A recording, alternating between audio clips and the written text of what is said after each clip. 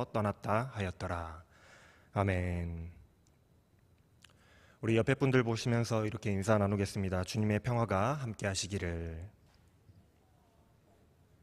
네, 우리 주님이 주시는 평화가 늘 여러분들에게 함께 하시기를 바랍니다. 여러분들 혹시 오늘날의 이스라엘 지역을 공식적으로 무엇이라고 부른지 알고 계시나요? 혹시 아시는 분 계세요? 뉴스 보셨으면 아실 것 같은데 팔레스타인이라고 부릅니다. 네, 지금의 이스라엘 지역을 국제적으로 공식 지칭할 때에는 이 지역을 팔레스타인 지역이다라고 불러요. 아니, 홍길동도 아니고 왜 이스라엘을 이스라엘이라고 부르지 않고 팔레스타인이라고 부를까요? 우리나라 이야기가 아니다 보니까 남의 나라의 이야기다 보니 우리가 정확한 내용과 역사는 잘 모르겠으나 여러분들도 뉴스 조금 관심 있게 보신 분들은 들어보셨겠죠. 이스라엘과 이스라엘 안에 있는 팔레스타인 자치지구의 이 끊임없는 전쟁에 대해서 여러분들이 들어보셨을 겁니다. 어찌 보면은 유대인과 이 이슬람의 전쟁으로 단순히 우리가 그렇게 알고 있을지도 모르겠습니다만은 사실 세계 역사를 조금만 우리가 살펴보면 문제가 그리 간단한 문제가 아니라는 것을 알 수가 있습니다. 로마가 이스라엘 지역을 정복하고 난 후에 나라가 사라져버린 이 유대인들은 세계 각지로 흩어지기 시작했습니다. 물론 여전히 이스라엘 땅에 남아 있었던 유대인들도 많이 있었죠. 그러나 시간이 점점 지나가고 로마도 멸망하고 오스만 제국이 이스라엘 지역을 점령하게 되면서 이제 이스라엘 지역의 유대인들은 대다수가 떠나고 현지에 남아있는 사람은 거의 없었습니다. 그 빈자리를 당연히 누군가 채웠겠죠. 그 빈자리를 수많은 이슬람인들이 채웠습니다. 이때의 오스만 제국은 이 지역의 이름을 고대의 토착민들의 이름을 따서 팔레스타인이다라고 불렀어요. 시간이 흘러서 오스만 제국도 멸망하고 영국과 프랑스가 이 오스만 제국의 영토를 지배하게 분할 통치하게 되었을 때에 이때의 그 편의상 오스만 제국이 부르던 그 지역의 명칭들을 사용해서 그 지역의 명칭들을 계속해서 불렀다고 해요. 그래서 지금까지도 이 지역, 이스라엘 지역의 이름을 공식적으로 이스라엘이다라고 부르지 않고 팔레스타인이다라고 부르게 된 겁니다. 이후에 분할된 각 지역마다 각각의 국가가 형성이 됐어요. 레바논이다, 또 요르단이다, 사우디아라비아, 이라크 이런 나라들이 들어섰습니다. 그런데 문제는 이 팔레스타인 지역에는 세계 각지로 이렇게 흩어져 나갔던 유대인들이 몰려들었다라는 거예요. 다시 한번 우리가 시온을 회복하자는 유대인들의 이 시오니즘 운동 때문이었습니다. 그래서 유대인들은 당시에 그 유대 지역, 그러니까 이 팔레스타인 지역을 통치하고 있었던 이 영국의 도움을 받아서 정식으로 거기에다가 국가로 인정을 받고 독립을 하게 되면서 이 팔레스타인 지역에다가 이스라엘이라는 나라를 세우게 된 거예요. 그때의 이스라엘이라는 나라가 세워지게 됐어요. 팔레스타인 지역의 원주민들의 나라가 아니라 유대인들의 나라가 그 지역에 세워지게 된 겁니다. 우리가 알고 있는 지금 현대의 이스라엘의 역사는 그러니까 그렇게 오래된 역사가 아니라는 거예요. 그러니까 팔레스타인 지역의 원주민들의 입장에서는 어떻겠어요? 유대인들이 자신들의 땅을 불법 점거한 상황이 되어 있는 거예요. 그래서 처음에는 이 지역의 대부분이 팔레스타인 사람들이 거주하는 팔레스타인 거주 지역이었는데 유대인들이 나라를 세우고 거기에서 점점 무력으로 이 팔레스타인 지역에 살던 이슬람인들을 다 밀어내면서 몰아내고 지금은 이스라엘 지도에서 보면 조그만한 이 가자지구라는 곳과 웨스트뱅크라는 곳에 다시 말하면 팔레스타인 자치지구 안에 이 사람들을 다 몰아넣고 있는 거예요. 그래서 아주 기나긴 시간 동안 계속해서 이스라엘과 팔레스타인 이 자치지구가 서로 자신의 땅이라고 영유권을 주장하면서 싸우고 있는 중에 있는 것이 현재 이스라엘의 상황인 겁니다. 제가 이 말씀을 왜 드리냐면 이스라엘과 팔레스타인의 싸움의 그 역사가 아주 오랜 역사를 가지고 있다라는 사실을 말씀드리려고 지금 말씀을 드리는 거예요. 영어로는 팔레스타인이라고 부르고 있는 이 지역, 이곳, 성경에서는 이들을 블레셋이라고 부르고 있기 때문입니다. 이게 바로 블레셋이에요. 물론 오늘날의 팔레스타인 사람들이 블레셋 족속, 블레셋 혈통은 아닐지도 모릅니다. 지금의 팔레스타인은 팔레스타인 지역에 사는 이슬람 사람들을 통칭해서 그냥 팔레스타인이라고 부르거든요. 그러니까 뭐 혈통적으로 관계가 있는지 없는지는 정확하게 모르겠어요. 그러나 민족적으로 혈통적으로 그렇다는 것이 아니라 그때나 지금이나 옛날 고대나 지금이나 이스라엘은 블레셋과의 싸움을, 오랜 싸움을 계속해서 싸워오고 있다라는 거예요. 오늘 본문 말씀에서도 이스라엘과 블레셋의 전쟁의 상황이 나옵니다. 심지어 이 전쟁에서는 사상 초유의 사태가 발생하게 되는데 하나님의 법궤가 이 블레셋에게 탈취당하는 사건이 발생하게 돼요. 이스라엘 군대와 블레셋의 군대가 서로 이렇게 대치 중에 있는 상황에 있었습니다. 첫 번째 격돌에서 이스라엘 군대가 블레셋에게 패배를 당했어요. 패배해서 4,000명이라는 사람이 죽는 그런 전쟁의 패배가 발생을 했습니다. 큰 피해가 발생을 하기는 했지만 그래도 이스라엘의 그 전열이 무너진다거나 이제 군대가 와해된 그런 상태는 아니었어요. 여전히 군대가 전열이 유지되고 있는 상태였죠. 이때 이스라엘 장로들이 패배의 원인을 분석하기 시작합니다. 우리가 왜 졌을까? 여호와께서 왜 우리를 블레셋에게 패하게 하셨을까? 원인을 분석하기 시작하는 거예요. 그들이 생각해 보았을 때 내린 결론은 하나님이 우리와 함께 계시지 않아서인 것 같다라는 결론을 내리게 됐어요. 그래서 실로에 있는 하나님의 성전에서, 하나님의 전에서 하나님의 법궤를 가져다가 우리의 진영, 우리의 군대가 지금 주둔하고 있는 이 진영으로 가지고 오면 하나님께서 우리와 함께 하셔서 블레셋의 손에서 우리를 건져 주실 것이다 라는 발상을 하게 되었습니다. 그래서 정말로 실로로 사람을 보내서 하나님의 법궤를 가지고 왔어요. 거기에 이 법궤를 수행하는 사람들로 엘리의 그 망나니 같은 두 아들 홈니와 비느하스가 함께 왔습니다. 제사장까지 함께 왔어요.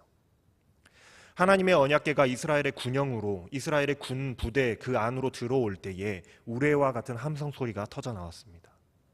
아무리 그 당시에 이스라엘의 그 신앙이 밑바닥에 깔려있는 그런 신앙이라고 할지라도 기본적으로 하나님에 대한 믿음과 지식이 있었기 때문에 하나님의 법궤가 이렇게 들어올 때에 이제는 우리가 승리할 것이다라는 그 막연한 기대와 믿음이 있었기 때문에 그렇게 우레와 같은 함성이 터져 나온 거죠.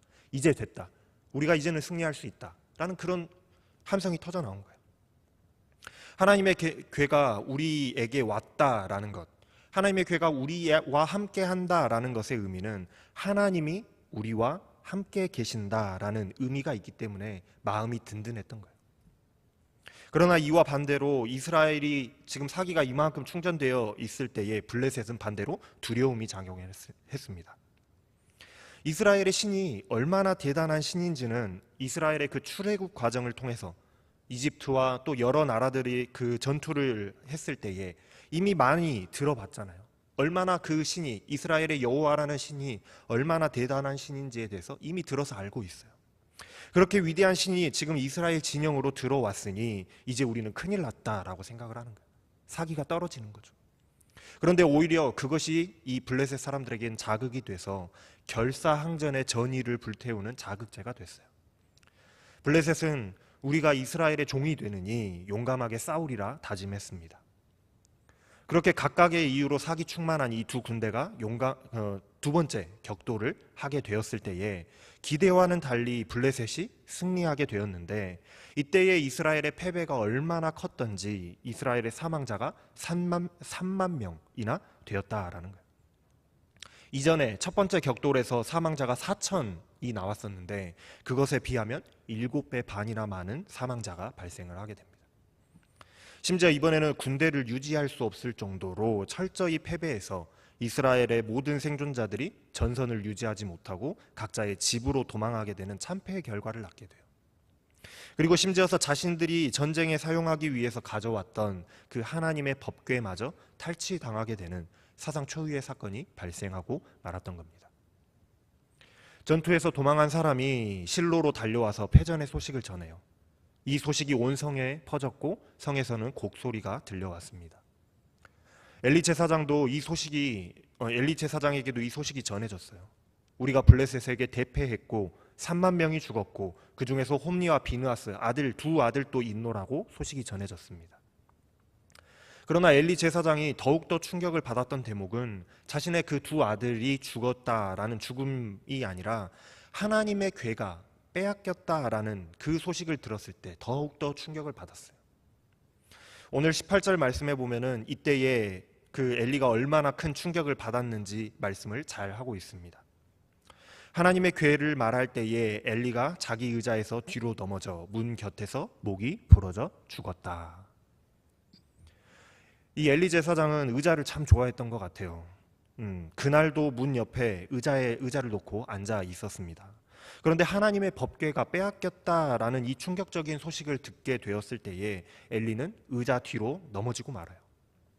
나이가 98세나 되었고 심지어 몸이 비대했던 이 엘리는 넘어지는 자신의 몸을 가눌 수가 없었어요. 그래서 그대로 목이 부러져 죽고 맙니다. 두 아들도 죽었고 엘리도 그날 죽었어요. 다음으로 이어지는 말씀은 엘리의 며느리요 비느하스의 아내에 대한 이야기로 이어집니다. 다음으로 이어지는 말씀은 이 며느리는 임신 중이었어요. 출산이 가까운 이 만삭의 산모였습니다. 그런데 패전 소식과 함께 하나님의 괴가 빼앗겼고 남편과 시아버지의 그 죽음에 대해서 소식을 연달아 듣게 되었을 때에 충격으로 인하여서 갑작스럽게 해산을 하게 되는 거예요.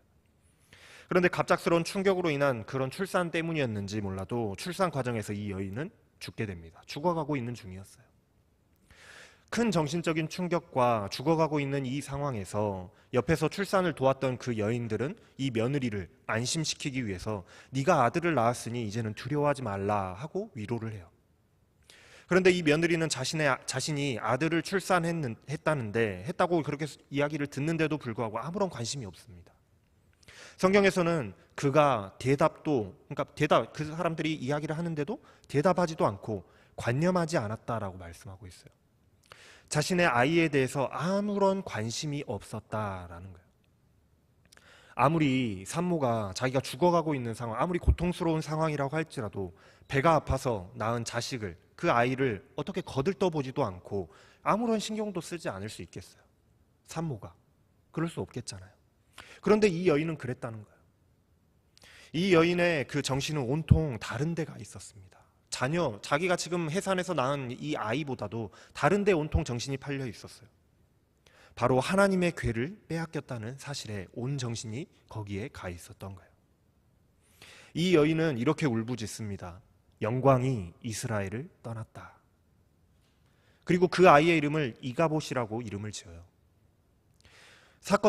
이 사건이 얼마나 충격적이었으면 아이의 이름을 이렇게 지었을까요? 하나님의 영광이 이스라엘을 떠났다.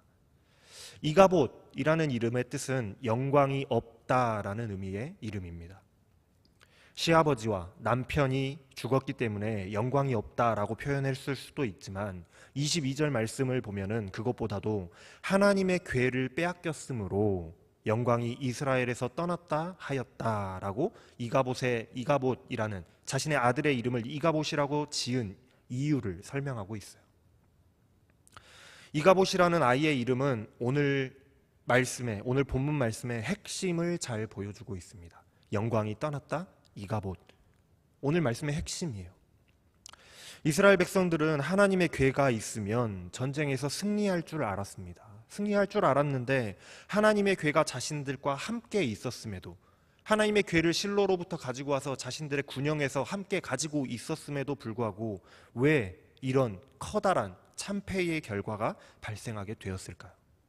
왜 이런 상황이 발생하게 되었을까? 바로 이가봇, 영광이 없었기 때문이었습니다. 영광이 없었기 때문이었어요. 영광이 없다라는 것은 하나님이 함께 계시지 않다, 하나님이 함께 계시지 않는다, 하나님이 떠나셨다라는 것을 의미하는 말이기 때문입니다. 영광이 없다는 것은 그런 의미예요. 하나님이 우리와 함께 계시지 않는다는 의미인 거예요.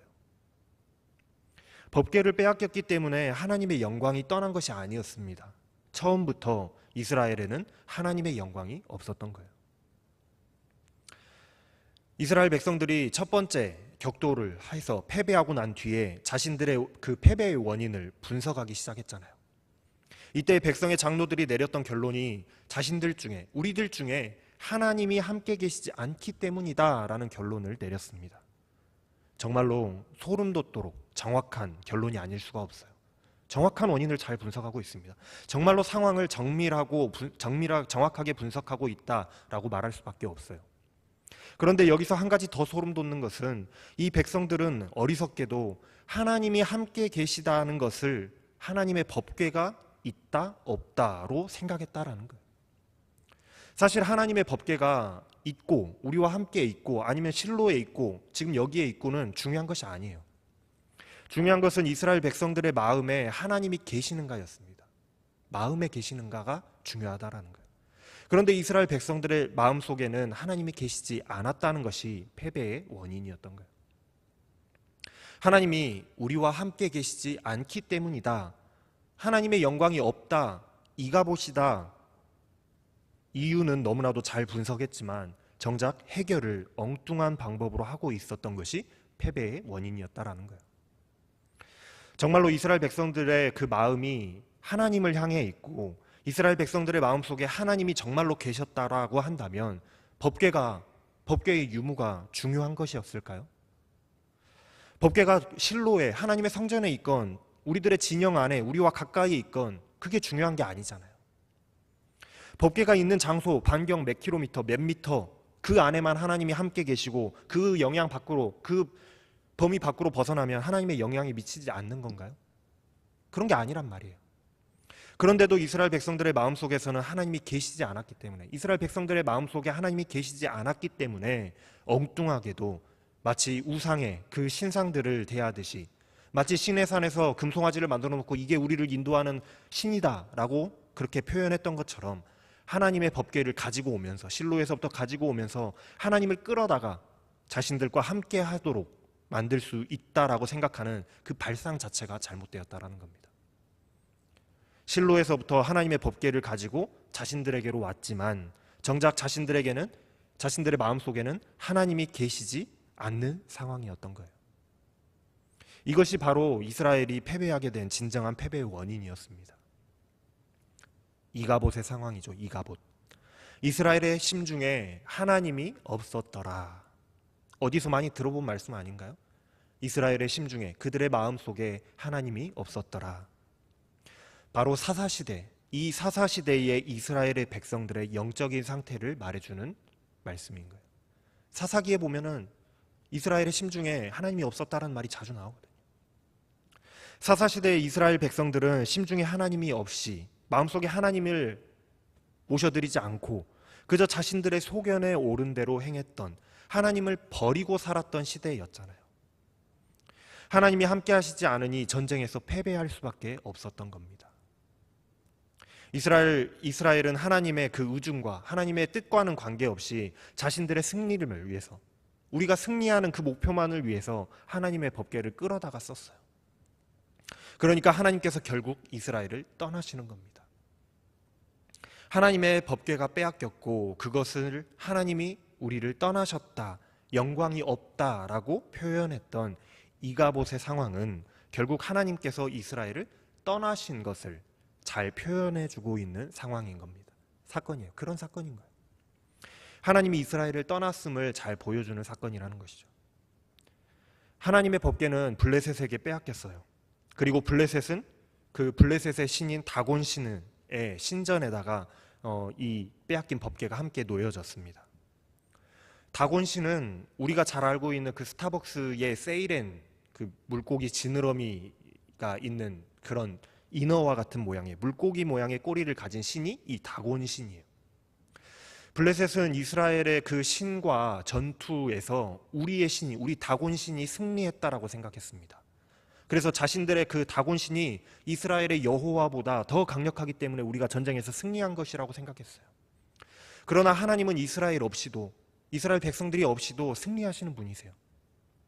다곤 신전에 놓여진 그 하나님의 법궤로 인하여서 다곤 신상들이 넘어지고 두동강이 나서 파괴되는 이 기이한 일들이 벌어지기 시작했습니다. 그리고 결국에는 하나님의 법궤를 두는 성마다 질병과 또 종기로 재앙이 반복되면서 블레셋 사람들이 죽어나가는 거예요. 견디지를 못하고 살지 못하는 그런 상황들이 발생하게 돼요. 그렇게 탈취되었던 이 하나님의 법궤가 이동해 또 이동을 거듭하면서 각 성에서 우리는 더 이상 못 가지고 있겠다, 니들이 가져가라 하면서 이렇게 하나님의 법궤가 점점 밀려나거든요. 그렇게 이동을 거듭하면서 아무의 도움도 없이, 이스라엘 백성들의 아무런 도움도 없이 다시 하나님의 법궤가 이스라엘의 영역으로 돌아가게 되는데, 이후로 하나님의 법궤가 오랜 시간을 이스라엘의 기럇 여아림이라는 아비나답이라는 사람의 집에서 오랜 시간 머무르게 됩니다. 다시 이스라엘 땅으로 분명히 하나님의 법궤가 돌아오긴 돌아왔어요. 블레셋의 영역에 있는 것이 아니라 이스라엘 땅으로 돌아왔다라는 거예요. 그런데 하나님의 법궤가 하나님이 원하시면 충분히 다시 실로에 있는 하나님의 성전으로 돌아갈 수 있었음에도 불구하고 하나님의 성전으로는 돌아가지 않으셨다라는 거예요. 20여 년을 하나님께서는 돌아가지 않으셨습니다. 하나님의 영광이 이스라엘을 떠난, 하나님이 이스라엘과 함께 하시지 않는 상황이 20여 년이라는 시간 동안 계속되어졌다라는 거예요. 하나님의 법궤가 탈취당하여서, 다시 말해서 하나님의 영광이 이스라엘을 떠난 지 그로부터 한 20여 년의 시간이 흘렀어요. 오랜 시간이 지나고 이스라엘의 온 족속들이 다시금 여호와를 사모하게 되었다라고 7장 2절의 말씀이 이야기하고 있습니다. 20년이나 지나서 이제 이스라엘 백성들이 하나님을 찾기 시작하는 거예요. 하나님을 다시 사모하기 시작하는 거예요. 그때 이스라엘 백성들이 다시금 정신을 차리고 하나님께 돌아오기를 사모했더라는 거죠. 20년이나 흘러서. 그때 사무엘은 이스라엘 백성들에게 이렇게 말씀합니다. 7장 3절 말씀에 보면, 만일 너희가 전심으로 여호와께 돌아오려고 하거든 이방신들과 아스타롯을 너희 중에서 제거하고 너희 마음을 여호와께로 향하여 그만 섬기라. 그리하면 너희를 블레셋 사람의 손에서 건져내시리라. 이게 이스라엘 사람들을 향해서 다시금 하나님을 사모하고 있는, 하나님을 원하고 있는 이 이스라엘 사람들에게 20년 만에 이 사무엘이 이야기하는 말이에요. 여기에서 우리는 20년의 그 긴 시간이 지났지만 이스라엘은 여전히 블레셋 사람들에게 고통당하고 있었다라는 사실을 알 수가 있어요. 20년 동안 이스라엘이 블레셋 사람들에게 이겨본 적이 없어요. 계속해서 고통당하고 있었습니다. 그리고 또한 이들이 20년이 넘는 시간 동안 역시나 이방신들과 아스다롯이라는 이 신을 섬기고 있었다라는 것 또한 알 수가 있겠죠. 이전에 사사시대의 대부분이 그랬어요. 사사시대의 대부분이 그랬고, 지금 사무엘의 시대로 넘어와서도 20년이라는 이 긴 시간 동안에, 그러니까 20년보다 훨씬 더 많은 시간 동안에 이스라엘 사람들이 하나님을 섬기는 것이 아니라 우상을 섬기고 있었다라는 겁니다. 여기서 알 수 있듯이 사사시대의 이스라엘의 심중에는, 이스라엘 백성들의 마음속에는 하나님이 없었다라는 거예요. 다른 이방신들을 섬기는 행태가 만연했더라는 겁니다. 하나님보다 이방의 우상들을 섬겼다라는 거예요. 그러니 하나님께서 이들과 이스라엘 백성들과 함께하지 않으시고 하나님의 영광이 이스라엘을 떠나버리신 거예요. 더 이상 이스라엘과 함께하지 않으신 겁니다. 하나님께서 이스라엘과 함께하지 않으시고 떠나셨던 이유는 사무엘이 정확하게 지금 고발하고 있어요. 이제 정신을 차리고 다시 하나님께로 돌아오려고 하는 그 마음이, 너희들의 지금 하나님께로 돌아오고자 하는, 하나님을 다시 사모하는 20년 만에 너희들이 돌이킨 그 마음이 정말로 진심이라고 한다면, 먼저 너희 마음 가운데 있는, 너희들의 삶 가운데 있는 이방의 신들 바알과 아스타롯을 제거하라고 요구하고 있는 거예요. 그것부터 없애야 된다라는 겁니다. 그리고 오직 너희 마음속에 하나님만 모셔서 하나님만을 섬기라고 요구하고 있어요. 그게 지금 잘못된 거니까 그것부터 바꾸라는 겁니다. 이제 모든 것이 명확해지는 거예요. 이스라엘 백성들은 자신들이 수도 없이 블레셋에게 패배를 당하면서 오랜 세월을 고통받았던 그 이유가 하나님이 자신들과 함께, 우리와 함께 하시지 않기 때문이라고 분명하게 진단을 했습니다. 네, 맞아요. 맞습니다. 이스라엘 백성들의 마음에는 하나님이 계시지 않았어요. 온통 이방의 우상들이 가득했습니다. 그래서 하나님께서 이스라엘을 떠나셨던 거예요.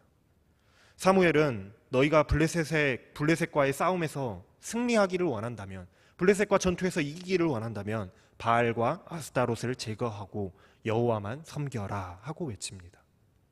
그리고 이스라엘이 그 말씀에, 사무엘의 그 외침에 순종하여서 이제 바알과 아스타롯을 다 제거하고 하나님을 섬기기로 작정했을 때에 하나님께서 다시 한번 이스라엘과 함께 하셔서 블레셋을 크게 물리치는 승리의 역사를 보여주세요.